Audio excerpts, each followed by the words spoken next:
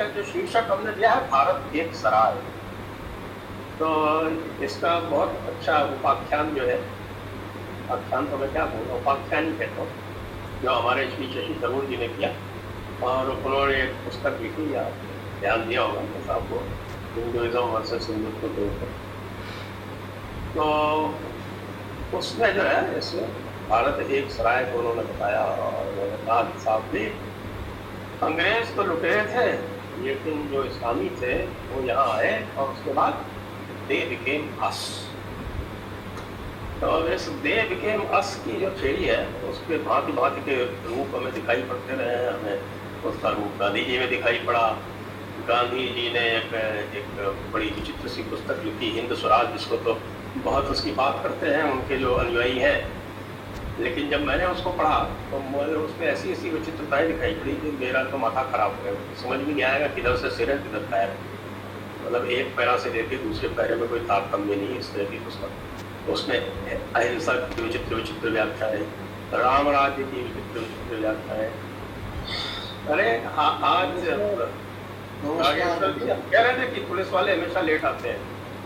No, ऐसा नहीं है। Actually, I was in another discussion, another room, discussing that. Then I took leave from there. हम भरत गुप्त जी से हमने आरंभ कर दिया।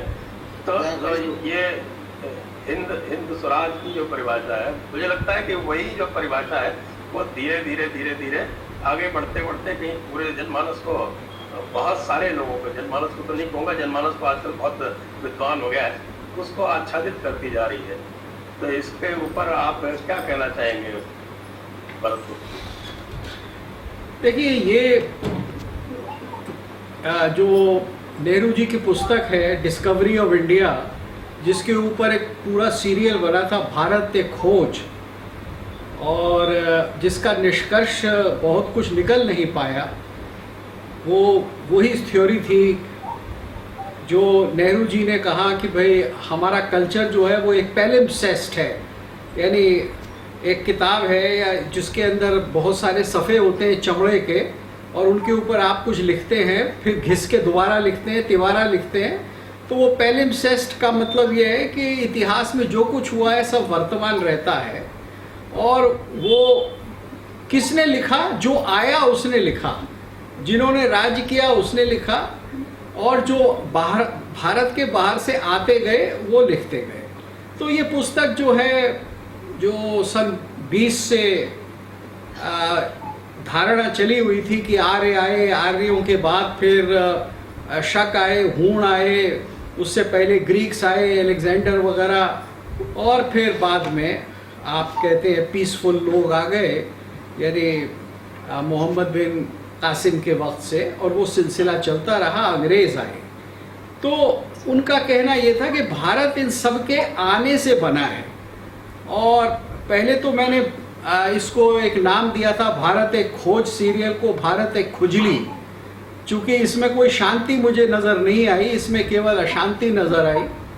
लेकिन फिर मैंने बहुत सोचकर ये सीरीज, इसका नाम रखा भारत एक सराय, इस एटीट्यूड का कि भाई आप आइए, बस जाइए, रहिए, आपकी ये जगह है, आपको कोई हटा नहीं सकता, और आपको अब यहाँ ये तो एक ऐसी सराय है कि जिसमें आपको न किराया देना है, न कमरे का, न कुछ करना है, आपके लिए हमेशा ये एक जगह है।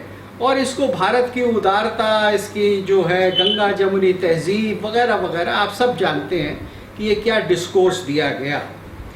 तो अब ये जो डिस्कोर्स है, ये जवाहरलाल जी का डिस्कोर्स है, कांग्रेस पार्टी का डिस्कोर्स है। इसके विपरीत जो एक बड़ा स्पष्ट डिस्कोर्स उत्तरपाड़ा स्पीच में श्री अरविंद ने दिया, वो ये था कि भारत, भारत की आत्मा, भारत का प्राण, भारत का इतिहास, सब कुछ जो है वो सनातन धर्म है। उन्होंने बड़े स्पष्ट शब्दों में उसे सनातन धर्म कहा। उसी चीज़ को 1923 के अंदर बाई मराठा करके सावरकर ने जो हिंदुत्व पुस्तक लिखी, उसके अंदर उन्होंने इस बात को थोड़ा सा स्पष्ट किया in terms of geographic nationalism, कि भाई इसकी परिधि क्या होगी। और उसकी परिधि में उन्होंने जो उनका मेरे ख्याल से 6ठा चैप्टर है शायद, उसके अंत में जो उन्होंने एक श्लोक दिया था कि सिंधु से लेकर सिंधु तक भारत देश में जो रहते हैं वो अगर उसको अपनी पुण्य भूमि और पितृभूमि मानते हैं तो वो हिंदू कहलाने के लायक हैं और वो ही असली हिंदुत्व है। उन्होंने कहा बाकी लोग जो हैं जो इसको नहीं मानते उनको मानना चाहिए। अगर आपके इस प्रोग्राम में समय होगा तो मैं उनके एग्जैक्ट शब्द भी पढ़कर सुना दूंगा, एक ने एग्जैक्ट कोटेशन दे दूंगा कि उन्होंने जहां ये कहा है कि देखिए आप इसके प्रति समर्पित होइए, इसको अपनी पितृभूमि मानिए।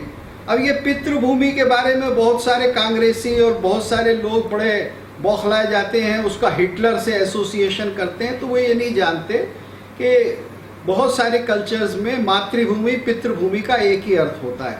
एंशिएंट ग्रीक्स के लिए उनका जो लैंड होता था वो फादर लैंड होता था, पात्रीदा, आज भी पात्रीदा कहा जाता है आधुनिक ग्रीक में। तो इसका मतलब है कि किसके प्रति आप समर्पित हैं, जिसको आप मानते हैं कि हम यहाँ से पैदा हुए हैं और यही हमको जलाया जाएगा या दफनाया जाएगा। और दूसरे ये पुण्य है क्योंकि ये संस्कृति है, ये एक हमारा इतिहास है। अब अगर आप ये सब मानते हैं तो आप हिंदुत्व के अधिकारी हैं, आप हिंदू हैं। तो इसमें ज्योग्राफी तो आ गई, लेकिन साथ साथ में इसमें एक कमिटमेंट आया, इसमें एक नेशनल कमिटमेंट आया। तो अब जो लोग ये कह देते हैं कि भारत में जो भी पैदा हुआ है वो हिंदू है, वो मोहम्मदी हिंदू है या वो ख्रिस्तानी हिंदू है, तो वहाँ जो सावरकर ने क्वालिफिकेशन दी है, बड़ी स्पष्ट क्वालिफिकेशन दी है कि आपने इसको अगर पितृभूमि माना तो पुण्य भूमि भी माना या नहीं माना। आपने इसकी संस्कृति को आदि इसके बिल्कुल वैदिक काल से लेकर या उससे भी पहले अगर आप माने तो वहाँ से आपने इसको माना या नहीं माना, और आप इसके प्रति लॉयल हैं या नहीं हैं। तो ये अधूरी बात आज कही जा रही है जगह जगह से कि भारत के अंदर तो सभी हिंदू हैं, मोहम्मदिया हिंदू है, ख्रिस्तानी हिंदू है, पारसी हिंदू है, वगैरह वगैरह। तो वो डेफिनेशन हिंदुत्व की नहीं है, वो सावरकर की नहीं है, और मैं समझता हूँ कि वो आगे चलकर भी जो राष्ट्रीय स्वयंसेवक संघ के विचारक हुए हैं उनकी भी नहीं हो सकती। क्योंकि यहाँ नेशनलिज्म किसी प्रकार का भी हो, चाहे आप अमेरिकन ले लें, ब्रिटिश ले लें, रशियन ले लें, उसमें पहली चीज़ तो लॉयल्टी है।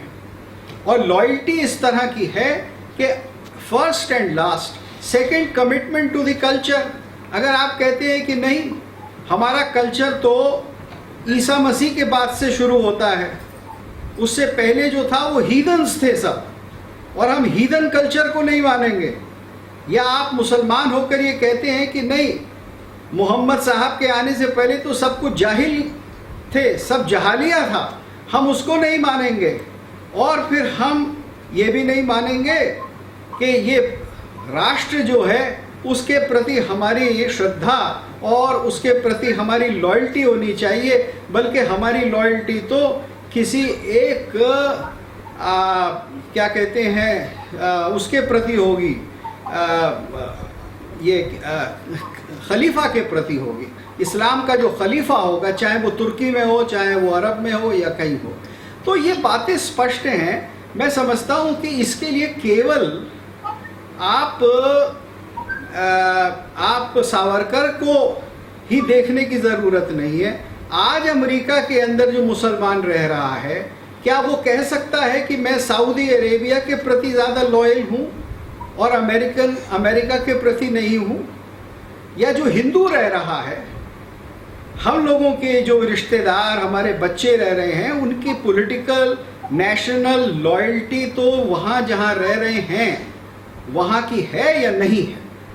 तो अगर हिंदुस्तान में आप इस लॉयल्टी के मामले को क्लियर करे बिना अगर आप ये कहते रहे कि नहीं हम सब एक हैं, हमारा सबका डीएनए एक है, तो इसका कोई मतलब नहीं होता। डीएनए का तो ये कोई अर्थ नहीं है यहाँ, क्योंकि डीएनए तो मानव शरीर का में है और मानव शरीर सबने धारण किया है। भारत के अंदर ये तो आवश्यक ये तो था कि एक परिवार में भी कोई जैन होता था, कोई बौद्ध होता था, कोई वैष्णव होता था। डीएनए सबका एक था, परिवार एक था, जाति एक थी, कुल एक था, मूल स्थान एक था, लेकिन उनकी धारणाएं अलग अलग थी। लेकिन उनकी लॉयल्टी कहाँ थी? उनकी लॉयल्टी भारत के बाहर तो नहीं थी। उनकी लॉयल्टी तो इस भूमि, इस देश, इस मूल स्थान के प्रति थी। तो अगर आप पूरी परंपरा को मानते हैं तो आज आप ये नहीं कह सकते कि जब तक लॉयल्टी नहीं होगी, और लॉयल्टी केवल लैंड के प्रति नहीं, संस्कृति के प्रति जब तक लॉयल्टी नहीं होगी, तब तक वो व्यक्ति जो है वो इस देश के अंदर, मैं समझता हूँ, सिटीजन कहने का भी अधिकारी अपने आप को कैसे कहेगा।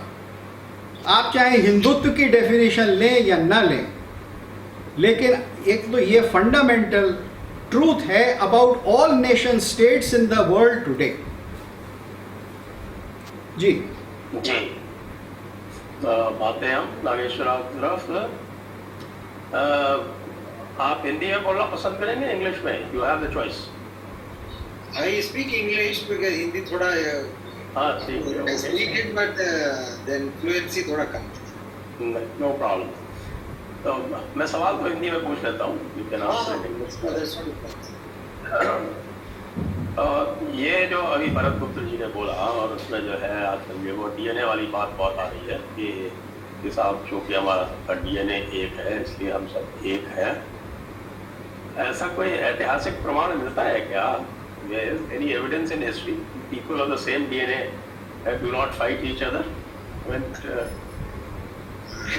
You are asking an obvious question, but then I would like to actually take you and the readers a little, because no, we are the context in which we are talking about is Dr. Mohan Bhagwat's recent statement that no, we and all others have the same DNA, so therefore there is no problem in uniting us, and then so it is not a problem at all.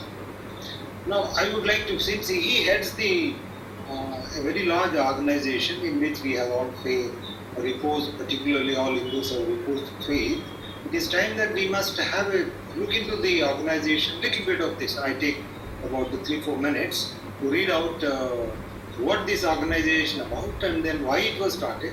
And RSS has a website by name RSS .org. It has a mission statement and it has a vision statement also. The mission statement is essentially, both mission and vision statement are essentially about the sayings and writings of Dr. Keshav Baliram Hegdewar, who is the founder of RSS, who founded the organization in 1925. In fact, the background in which he formed the organization informs the mission and vision statement. I read out. It is his words, and it is also the mission statement of RSS. The Hindu culture is the life breath of Hindustan. It is therefore clear that if Hindustan is to be protected, we should first nourish the Hindu culture. If the Hindu culture perishes in Hindustan itself, and if the Hindu society ceases to exist, it will hardly be appropriate to refer to the mere geographical entity that remains as Hindustan. Mere geographical lumps do not make a nation. Now, Pakistan and Bangladesh are the living examples. They were till 1947, they are part of India or Akhand Bharat. And once they are separated and Hinduism perished there, so they are no longer Hindustan. So this is very clear. He was such a great visionary. And then few excerpts from the vision statement I would like to read out so that readers would understand the context. The 800-year-long resistance of Hindus to Islamic invasions and rule had its own lessons for the British. This is from the RSS website. Seeing physical repression would not be much avail. The British thought that through subtle and not so subtle ways attempted to subvert Hindu mind itself. They did succeed mainly through enforcing a system of education. In such an environment, the nation's identity became eroded.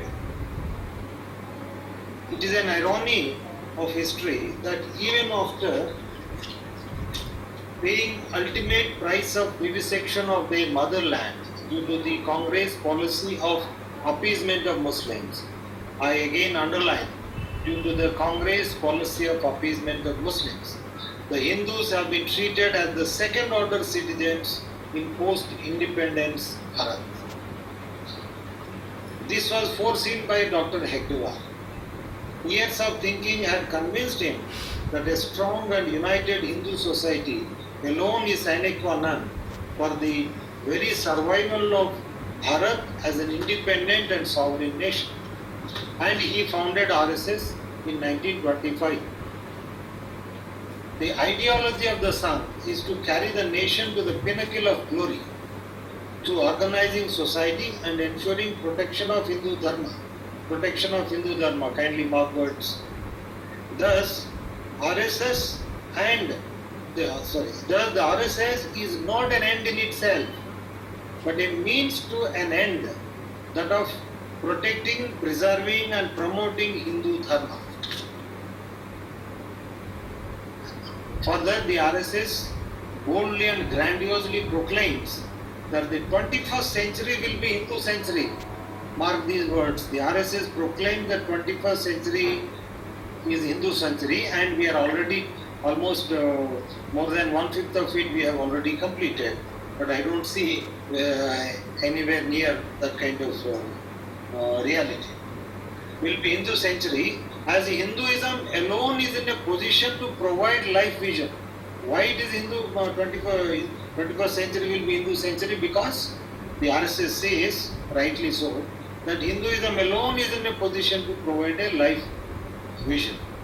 And this is the excerpt from their vision statement. Now, interestingly, from the same vision statement, at 78 places, there are references to Hinduism, Hindustan and Hindutva. Now, this is the reality and this is the background in which Dr. Hegdewar has founded RSS in the year 1925 in order to unite Hindus to protect, promote and preserve Hindu Dharma, Hindutva, Hindu culture and Hindu religion. But what is the current status? As it happened with Brahmo Samaj, with Arya Samaj, with Ramakrishna Mission, with Pradhana Samaj, with all the organizations which were founded with such lofty ideals, they quickly drifted to secularism side, forgot the original objects, and then they have become a problem for the Hindu religion itself. Now, this drift has in fact started during the time of Guruji, respected Guruji Golwalkarji, when he found that the incessant assault of the establishment on the RSS, so he started gradually moving towards the process of secularization, and he wrote in a bunch of thoughts about assimilation of Muslims, assimilation of minorities and all those kind of things, which are maybe for his time they made sense, but certainly not in the current time.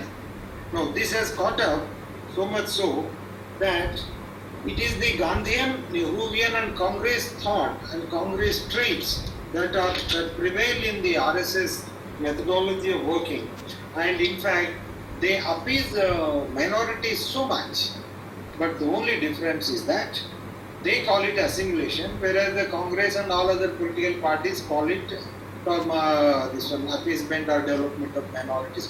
Except for the nomenclature, the process remains same, and it is therefore no wonder the BJP government at the center and BJP governments in all states, they are the biggest appeasers of the minorities even though not even one fellow, one minority person votes for them. And how this has happened? All these kind of inanities, useless things like Sarva Dharma Samabhav. These were all started by the RSS only. Sarva Dharma Samabhav. Or all religions are same, or like that. And then they started one month earlier. Sarva Dharma Samadhar Manch. Sarva Dharma Samadhar Manch. And then there is another thing called Samajik Samrasata. Then recently this Muslim Rashtriya Manch. Now all these are basically high sounding names of surrendering to the Muslims, surrendering to the minorities. It is not about assimilation. There is nothing called assimilation. You cannot assimilate. Can you assimilate poison into food? Or vice versa. The two incompatible things can never be assimilated. Abrahamism and natural religions can never be assimilated because Abrahamism devours natural religions. Now, the baffling question that has been bothering everyone is that why should Hindus alone have this problem or thinking that we should assimilate Muslims, we should assimilate Christians? Is there any such thought from the other side that Muslims or Christians ever said that we would like to be assimilated into the national culture? No, they say that no, my way is the highway. So either you join us or otherwise we'll convert you or we'll finish you off in various ways. So this problem of concentrating on assimilation or appeasement or whatever you call it, it has led to complete neglect of the basic purpose for which the organization was started. That is uniting Hindus, strengthening the Hindu systems of thought, preserving our culture, promoting Hindu religion, promoting Hindu thought, promoting Hindu dharma. All these things have been forgotten and we have been completely secularized. In fact, if I may say so, RSS is completely away from the original purposes for which it was created. It has become the world's largest NGO for relief and other purposes, not for the purpose for which it was created. And I feel very sad to say this.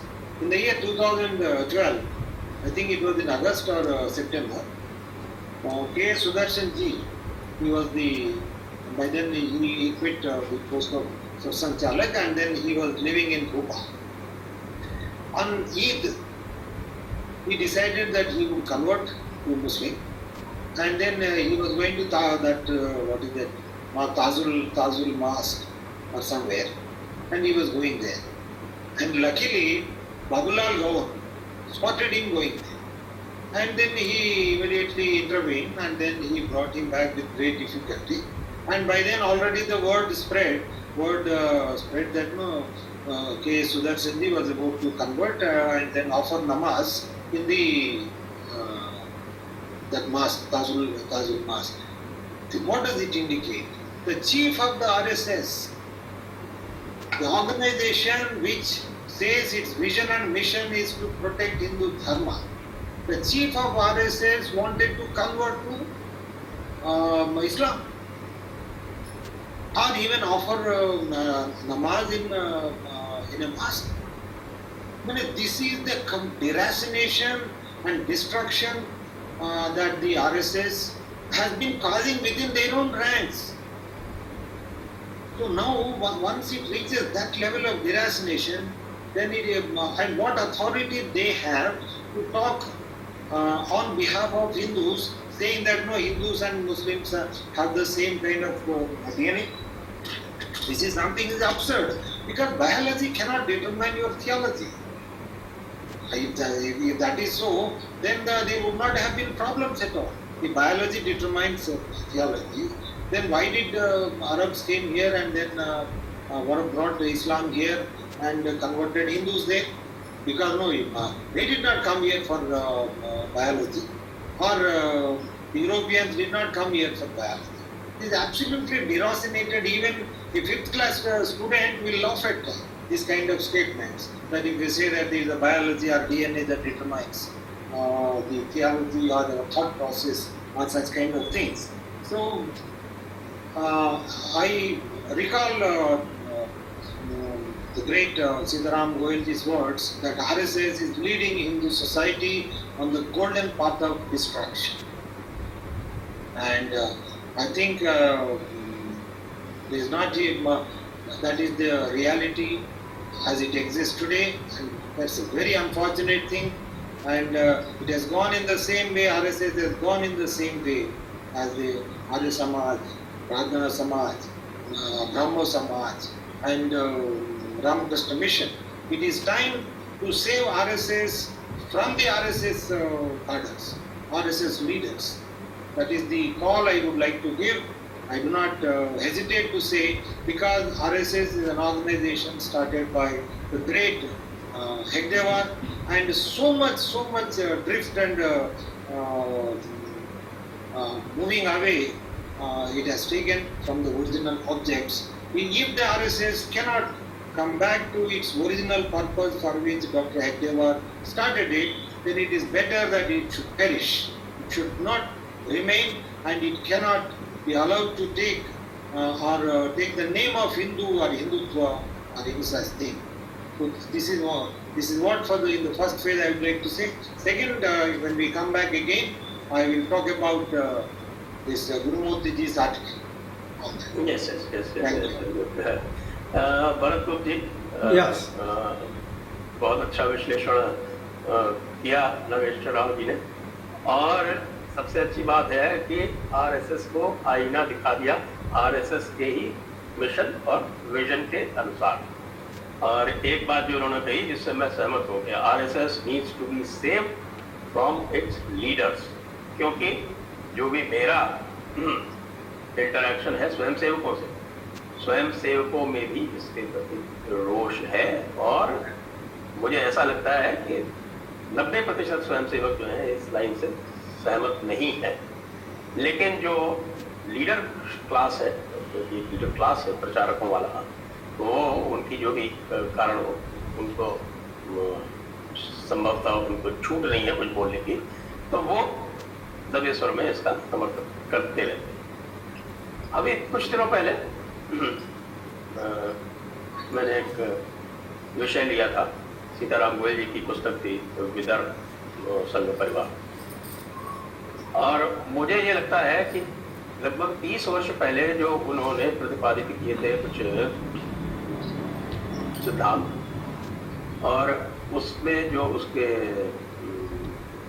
जिसको कहें कि उसमें जो धुरी थे, मुख्य धुरी थे, वो माननीय सुदर्शन जी थे। ऐसी चीजें हैं जिसके मुझे लगता है कि आप इसके ऊपर कुछ प्रकाश डाल सकेंगे, और उसमें पहले 4-8 बिंदु हैं जिसमें से 6 महत्वपूर्ण हैं।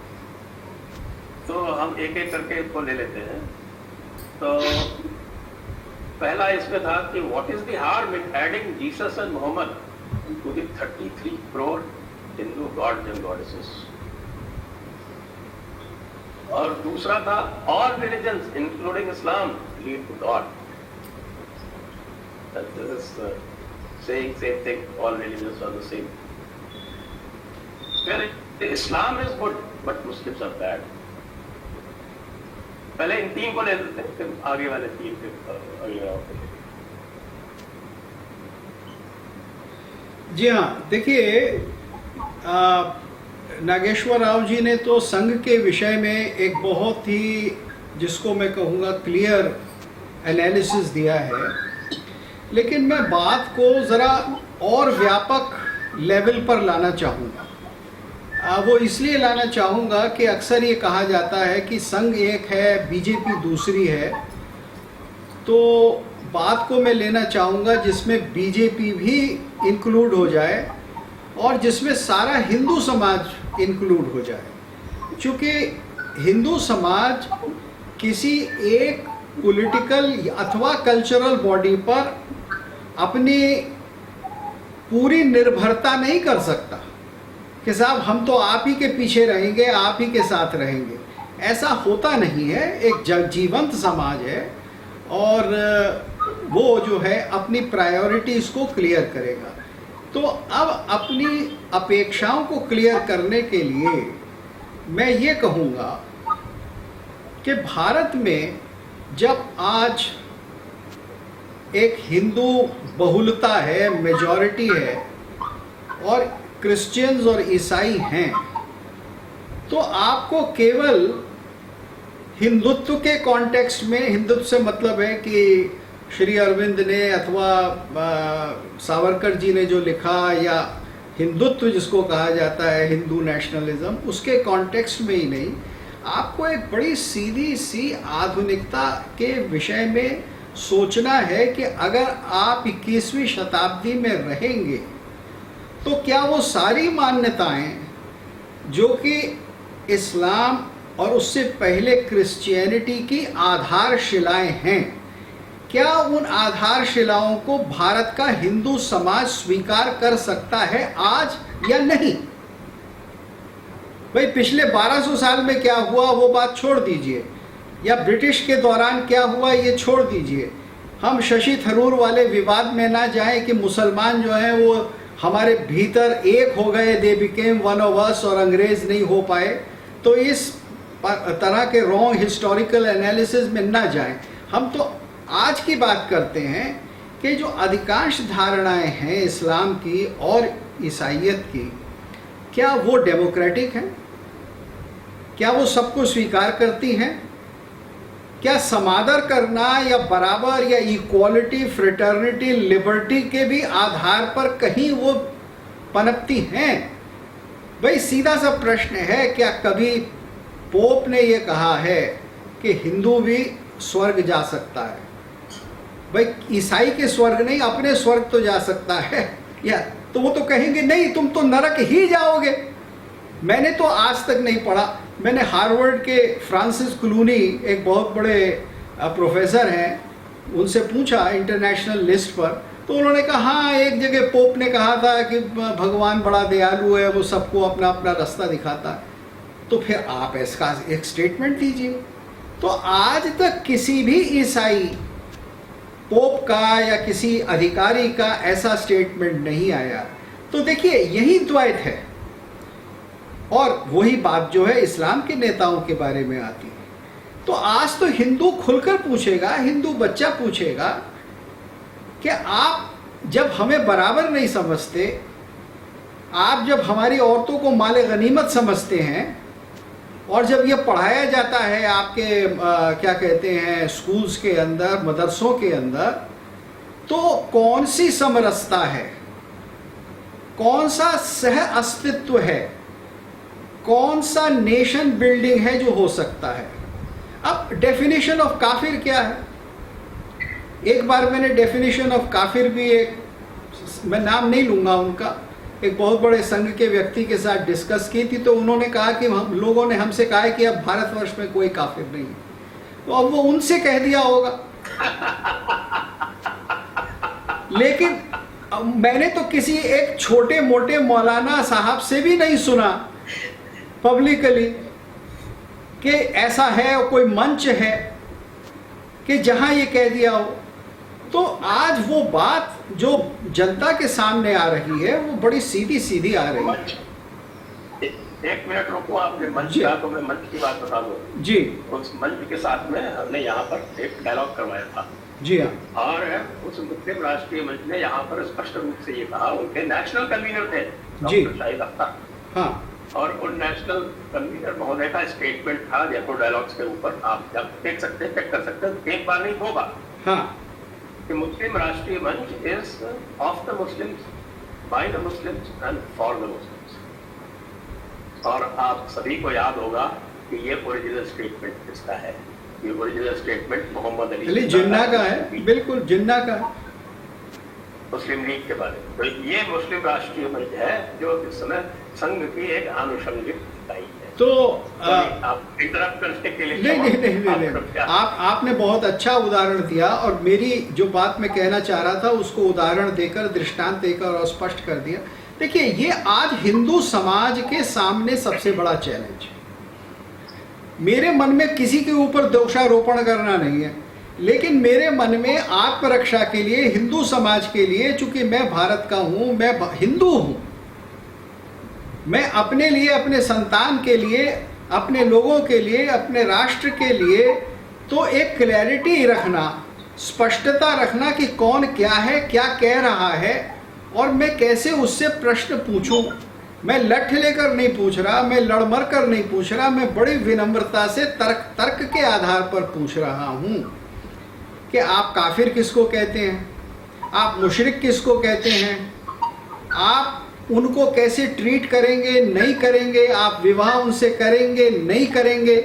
जब आपकी ये सारी बातें ऐसी हैं कि जो विरोध के ऊपर ही आधारित हैं, तो जब तक इस विरोध का एक हल नहीं निकाला जाएगा। अब आप ईसाइयत की बात को लीजिए, आज का जो हिंदू पर्सनल लॉ है वो 95% क्रिश्चियन लॉ है। भाई हमने बहुपत्नियों को छोड़कर एक पत्नी को स्वीकार करा। ये मोनोगमी जो है ये विश्व के अंदर ईसाइयों के द्वारा लाई गई। उससे पहले कोई समाज, ईसा मसीह के समाज से पहले कोई समाज दुनिया में कहीं भी मोनोगमी नहीं होता था।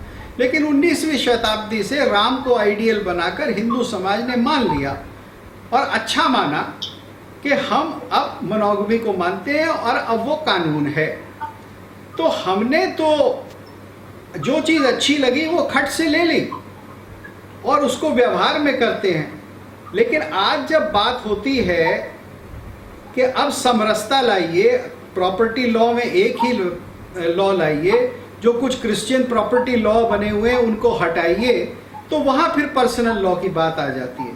तो जब तक ये समरसता नहीं आएगी, और फिर इस समरसता का सबसे बड़ा, और नागेश्वर राव जी और हम तो इस पर निरंतर बरसों चर्चा करते रहे कि आर्टिकल 25 से लेकर आर्टिकल 30 जो है वो जड़ है जो समरसता को विखंडित कर देता है। आर्टिकल 25 की व्याख्या right to profess, practice and propagate में प्रोपोगेट का अर्थ सबने right to convert, right to proselytize ले लिया है।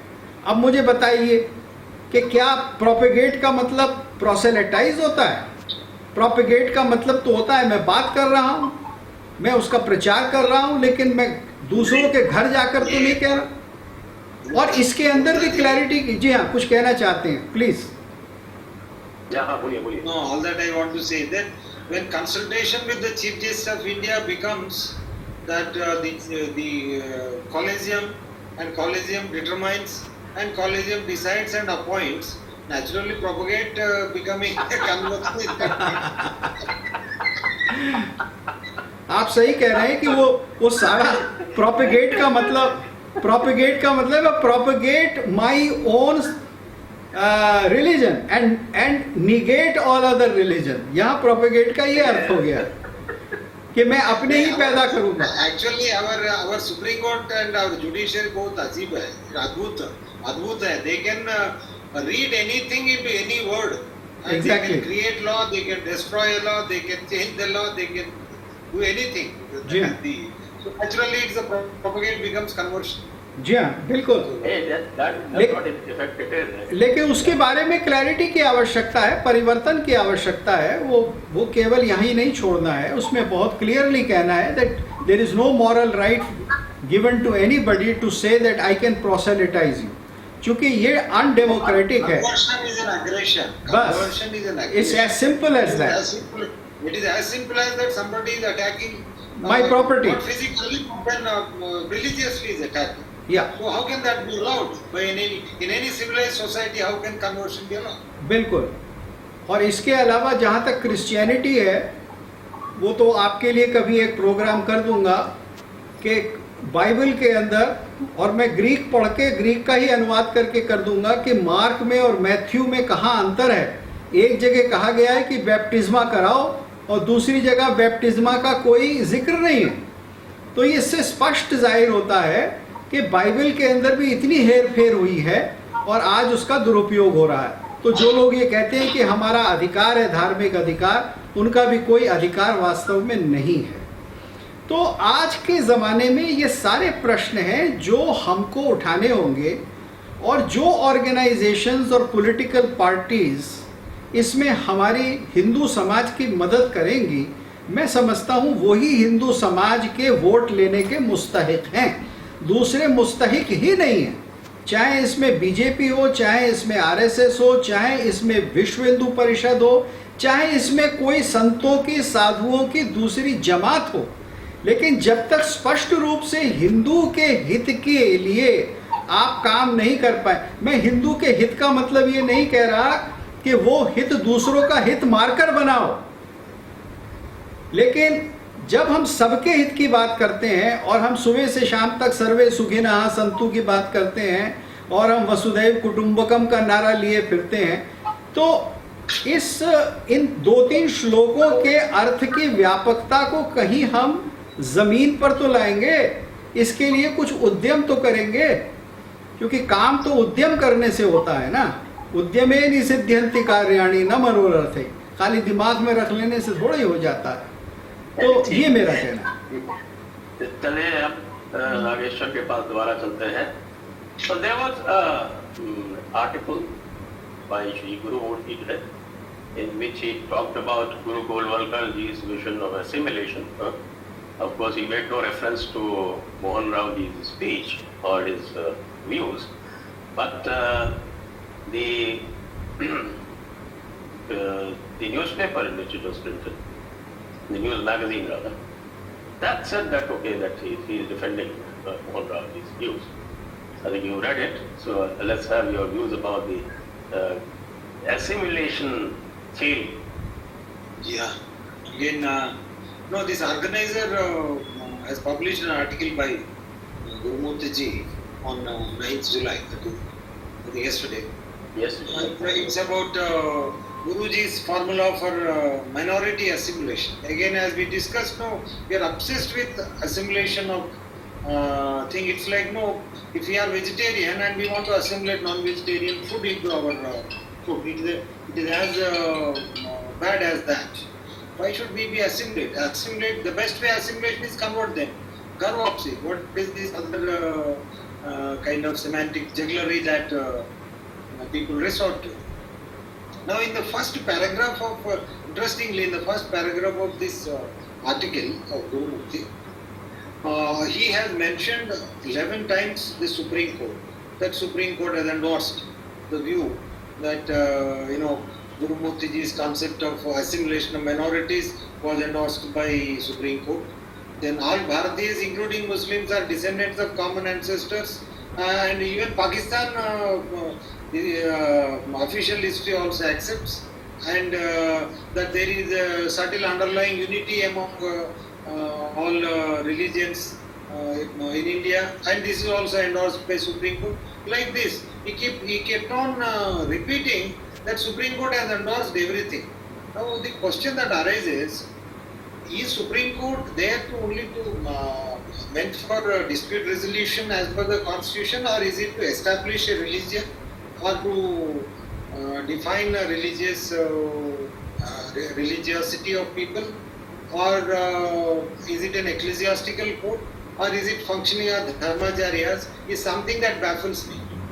Now this is also one of the problems with mostly the Sangh Parivar, RSS, BJP and everybody.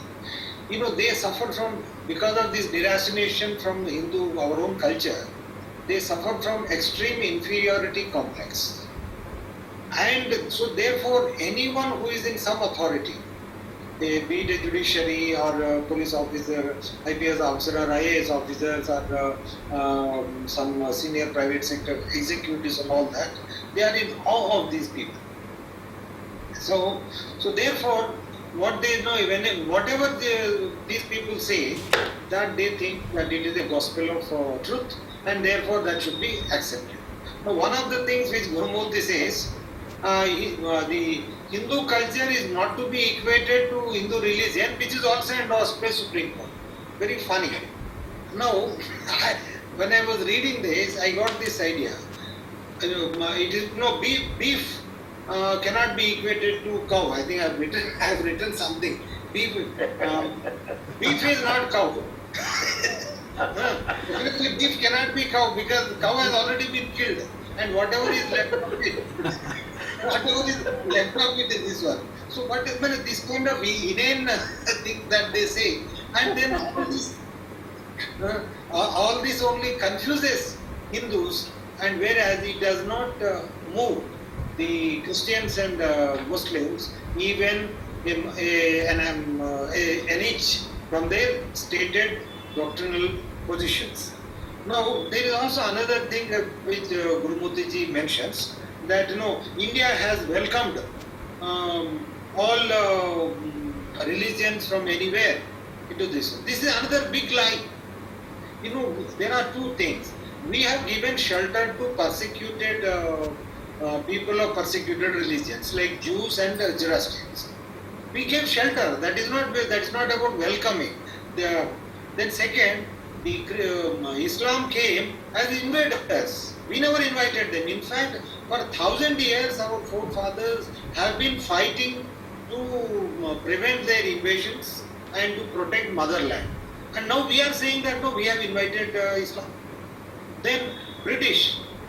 So the entire freedom movement, or even before that, all the local resistance against the British occupation or colonization, it is against the Christian colonization.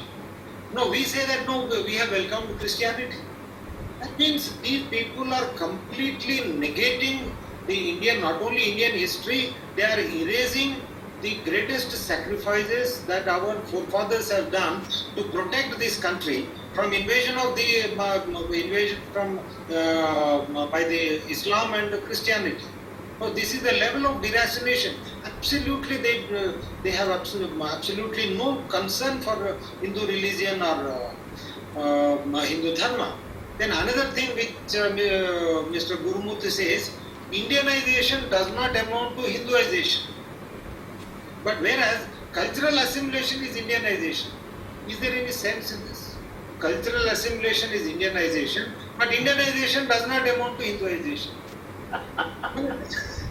What is this semantic jugglery, and whom are they trying to fool by this kind of by this kind of absolutely I fail to understand what is the purpose. I think my view is that RSS has become a Frankenstein monster which is trying to devour Hinduism by destroying Hindus' mental capability to fight and also physical ability to fight and resist aggressions.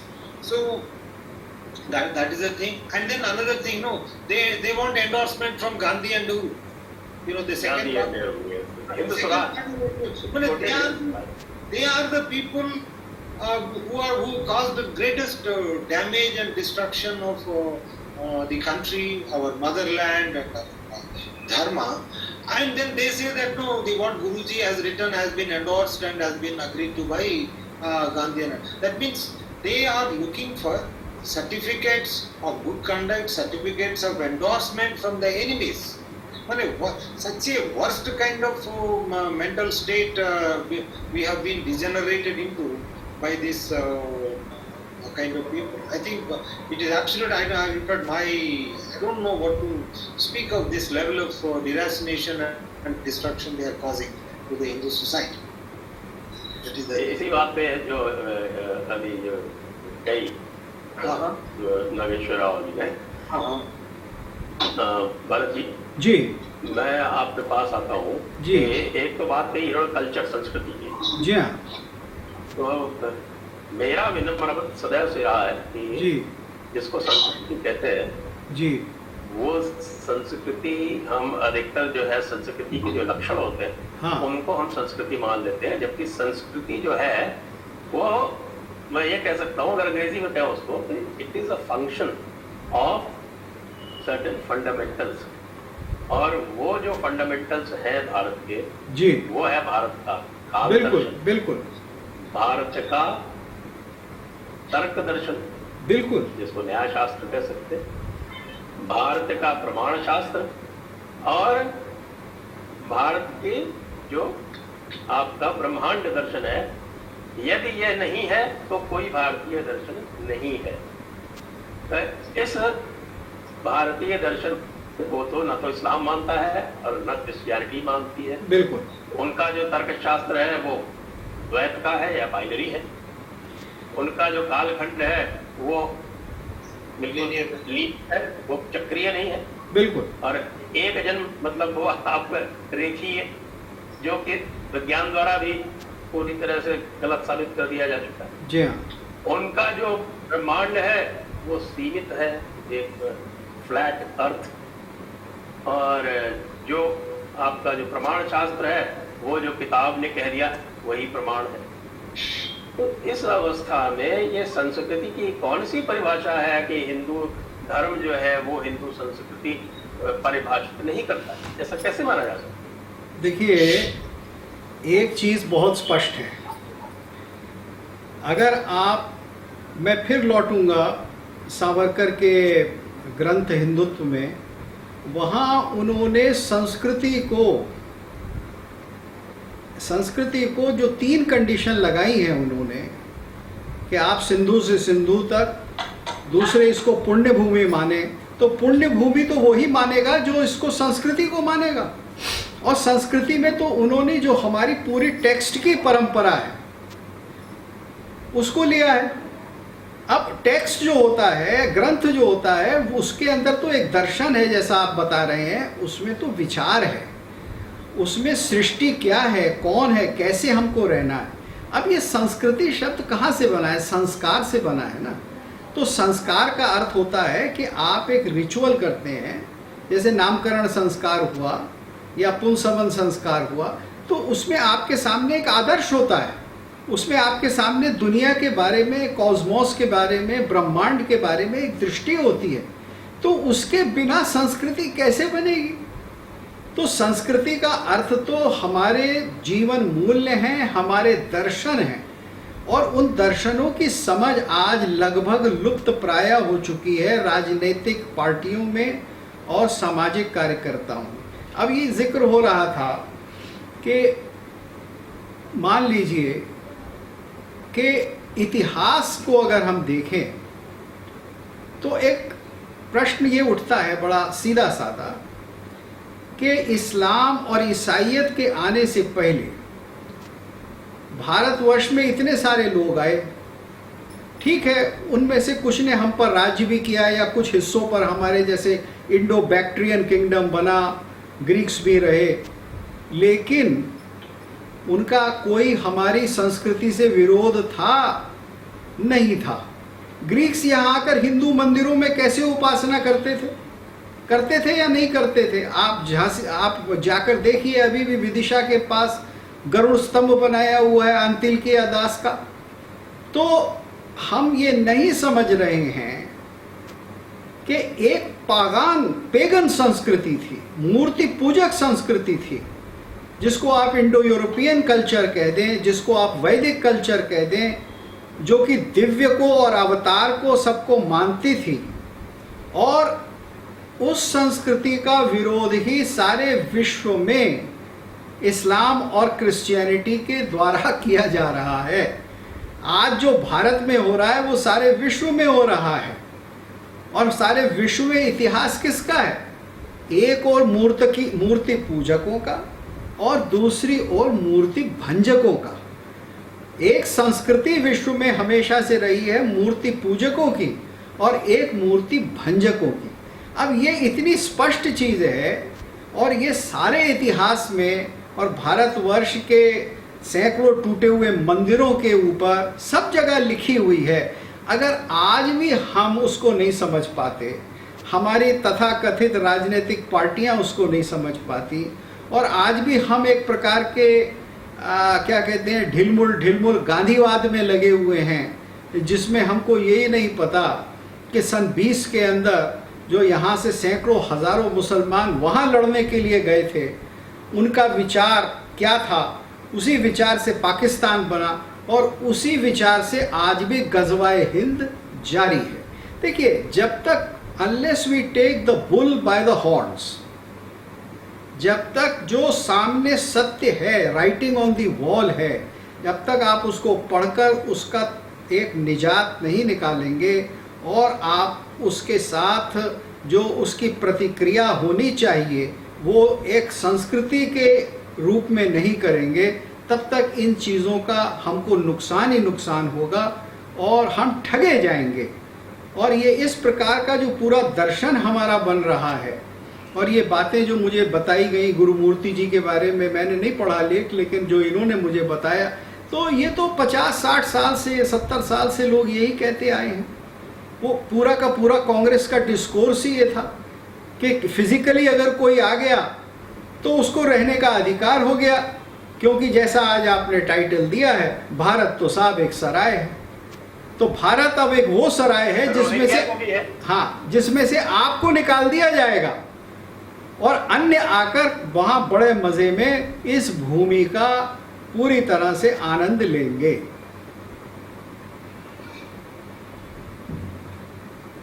Okay, now concluding remarks from Nageshwar Rao. We are almost going on 1 hour. Yeah, that's it. Let me ask you a very much police. Is lynching different for Hindu and Muslims? How can it be? You know, actually the point is who is lynching whom? That is the right question actually. Whether Muslims are lynching Hindus or Hindus are lynching Muslims. So that is the fundamental question, and which I think the RSS, BJP and then the BJP government should ask. This is the first. Once we know that who is lynching whom, then we know the reasons. So the second question is, suppose I have cow in my courtyard. Before that I would like to state one thing. After this government has come in 2014, India has become the world's second largest exporter of beef, whether you call it kara beef or whatever, or meat, whatever, that's not the answer. The fact remains that every year, every day we are killing more than 3 lakh cattle. Let us use the generic term cattle. For what purpose? Just for exporting beef. It is not even for domestic consumption. This doesn't include even domestic consumption. Now, when you have made India as the second largest exporter of beef, the cost of all cattle has gone up beyond imagination. Just to supplement, and all that till recently, all of that export used to require halal certificate. No, even now also it is same. It's all that, you see, all that they say is, they have removed it from their website, but otherwise it is done only through halal. No, non-halal meat is not exported. It's only to full Hindus they have done that. And now 3 lakh daily, 3 lakh plus cattle we kill. And then the abattoirs, out of 68 or 69 abattoirs in the mechanized abattoirs licensed by the APEDA, 35 are in Western UP. And now these 35, that means they require around 50,000 cattle. Now, suppose I have 2 or 3 cows or buffalo in my courtyard, and night time some thieves come and then they steal. Do I resist or not? And whether the constitution gives me power to exercise the right of self-defense, and even the Indian Penal Code sections 90 and 91, of the 90 and 91, I'm not able to recollect exact, but that is around that range. When someone exercises 97, when someone exercises the right of private defense to protect his life and property, how is that lynching? And one can go to the extent of killing to protect his life and property. And who is the aggressor here? Aggressor are those who are cow smugglers and defenders. How can you castigate defenders as the lynchers? And secondly, when RSS chief, an organization which is considered by non-Hindus as Hindu organization, I doubt whether all Hindus consider RSS as a Hindu organization.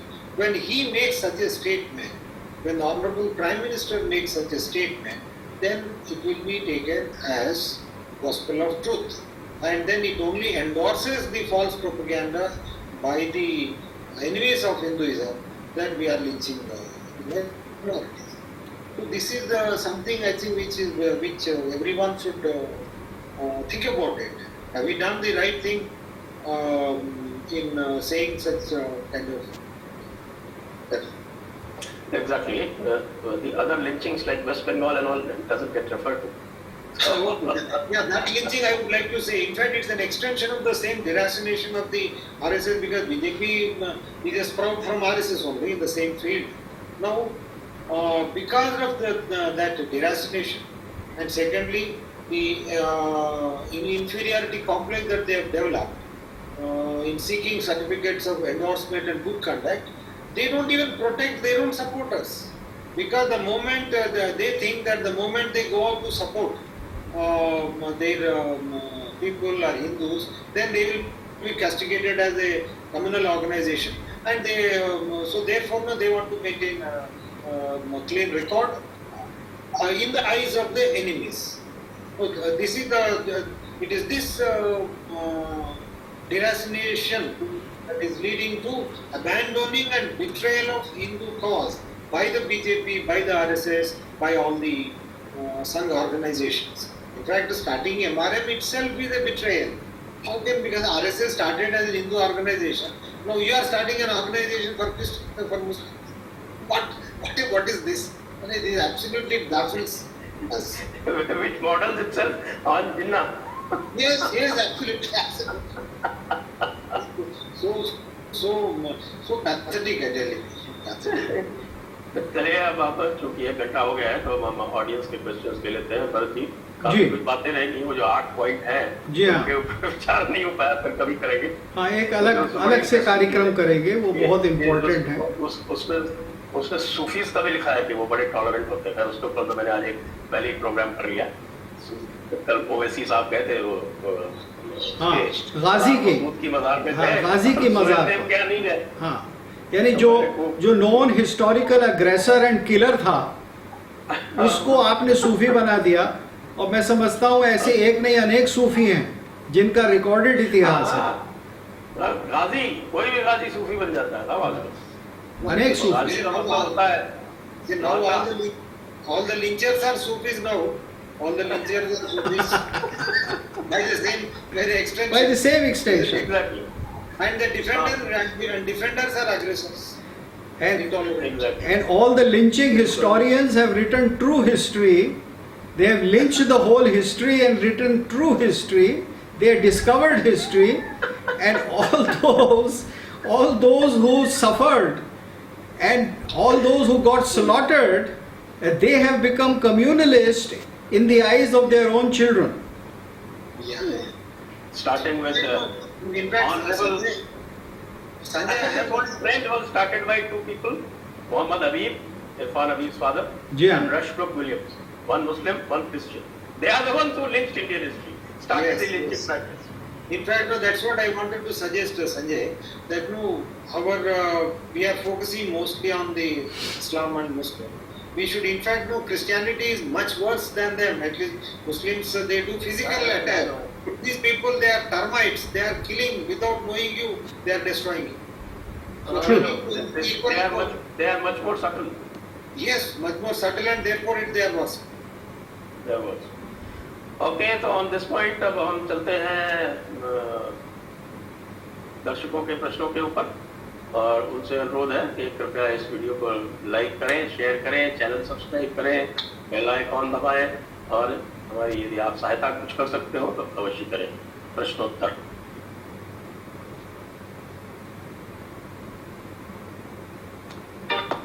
Press the icon on YouTube and don't miss another update.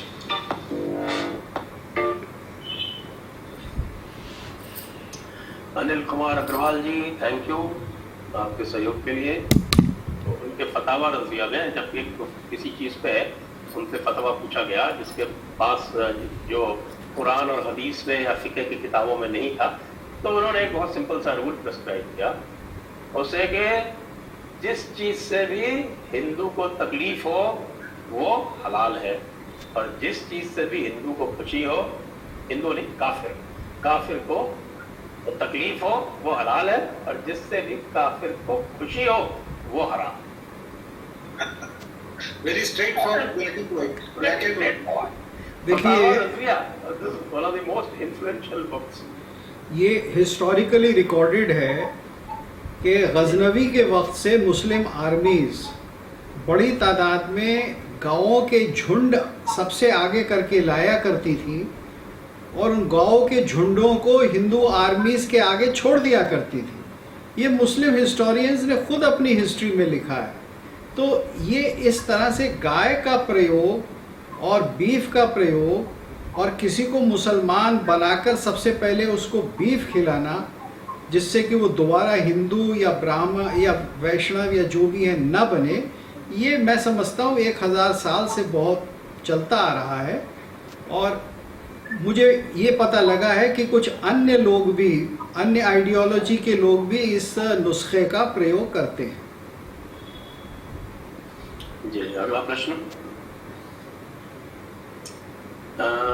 Cryptocurrency, they say otherwise, but RSS and BJP is clearly too focused on winning political power and keeping it. The major cause of this their confusion, according to me. I don't think there is any dispute on that, cryptocurrency. So I think we just endorse it and move on. Next. No, in this one point, I would like to say, any power, whether it is political power, intellectual power, or money power, or any power, or physical power that you have, as per our civilization, it has a higher purpose. It is not an end in itself. It is a fundamental thing which rulers have to understand. What is that higher purpose? That higher purpose is to protection, preservation, and promotion of dharma. And whether the BJP and RSS, which swear by Hinduism, at least as per their website and all that, are they doing it or not, is something that they need to think about them. Right, right. Okay. Right. Next. Hindu समाजः इदानीन्तन आजीविका उपार्जने निमग्नमस्ति। आजीविका के उपार्जन में निमग्न है। कथम ईदृश समाजः रणस्यार्थ स्थातुं शक्यते? क्या ये लड़ने की शक्ति में है? युद्ध भावना तस्य मनसि कथम प्रज्वलिष्यति? युद्ध भावना जो है वो, यह जो छात्र है वो कैसे इसके हृदय में प्रज्वलित होगा, इसके मन में प्रज्वलित होगा? तो ये तो बहुत स्पष्ट है। अगर आज की जो वास्तविक स्थिति है उसका अगर हम विश्लेषण करें, जैसा कि अभी हम कर रहे हैं, कुछ मैं, कुछ नागेश्वर राव जी, अगर व्यापक रूप में ये चीज़ लोगों के सामने आएगी तो हिंदुओं में क्षत्रियों की कमी नहीं है, क्षत्रिय भाव की कमी नहीं है, और हमारी अभी भी मेरे ख्याल से सेकंड लार्जेस्ट स्टैंडिंग आर्मी है। तो ये तो सिर्फ अपने मन को और अपने दिमाग को बदलना है, और जिस एक व्यर्थ प्रकार की कायरता में हम फंस गए हैं कि हम बौद्धिक रूप से भी दूसरों को चैलेंज नहीं कर सकते। युद्ध की बात तो बात की है, जब अगर करना होगा दुष्टों को दमन करने के लिए, व्यर्थ में युद्ध की बात नहीं है। लेकिन आप बौद्धिक रूप से तो चैलेंज कीजिए, आप तो बौद्धिक रूप से ही हार चुके हैं। तो इस बौद्धिक हार की तो सबसे पहले इस दोष को हटाना है।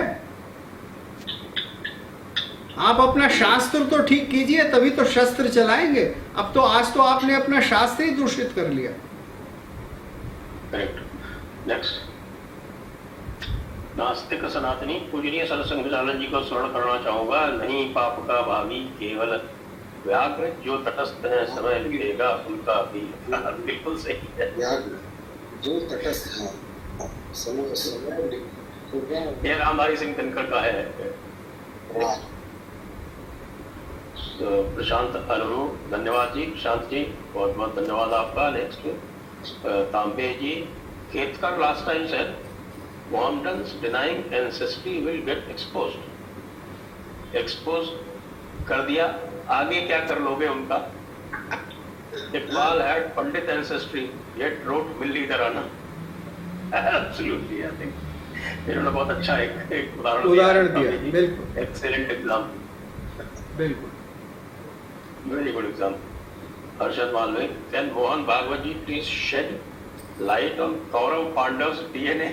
Forget Kaurav Pandhav, Bali Sugriv DNA, Ravan Vibhishan DNA, and real life जहाँ व्यक्ति अपनों का फोन करता है, अरे वो तो छोड़िए, आप तो मोहम्मद साहब के DNA चेक कर लीजिए, उन्होंने अपने फादर को जहन्नुम अता फरमाई, अपनी मदर को जहन्नुम अता फरमाई, और अपने चाचा को जिसने उनका पूरा भरण पोषण किया, उनको बचाया और आयश में जब उनके विरुद्ध हो रहे थे सब लोग, उनको भी उन्होंने जब उन्होंने अंत में इस्लाम का कबूल करने से मना कर दिया, तो उनको भी कहा कि ये जहन्नुम जाएंगे। तो बाकी तो इतने दूर के डीएनए में क्यों जाए, हम तो बिल्कुल पास के डीएनए की बात कर रहे थे। इसीलिए जो ये कहते हैं कि साहब वो पूर्वजों से हो, अरे पूर्वजों का कोई स्थान ही नहीं है, न इस्लाम में न क्रिश्चियनिटी में, बस ही धर्म में पूर्वजों को से तो घृणा की जाती है कि वो तो जाहिल थे, Yes. वो तो हेदन थे। नेक्स्ट, हमें RSS is being incessantly attacked for 50 years by Dalit organization, Muslim, Christian, liberal, leftist, Indian politicians and Pakistan. If they are successful, RSS will be declared a terrorist, fascist, Brahmin Baniya organization. And Mohan Bhagwat is terrorist in their attempt to draw moral evidence in Islamic terrorism. Who will save RSS and Hindu Brahman Baniya from being targeted? Then is RSS saving us? That is the question. I mean,